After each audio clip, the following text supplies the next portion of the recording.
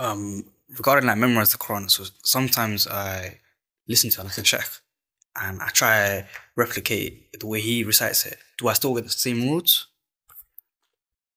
So this is a very thin line between imitating the sheikh's tajweed and the way he read it versus imitating the sheikh's voice.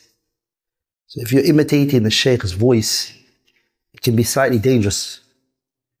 Sheikh Bakr Abu Zayd has a kitab called 𝗦𝗵𝗆𝘆𝗶 القراء, the innovations of the reciters. And in he mentions one of the innovations that tends to happen is when a person tries to mimic the voice of the reciter. He says this goes against the sunnah. Because the Prophet ﷺ Sahabas never tried to recite like the Prophet's voice. They only tried to recite like the Prophet's tajweed. Anyways, whatever it may be, I can't say I agree or disagree with Sheikh Bakr right now because it needs more research.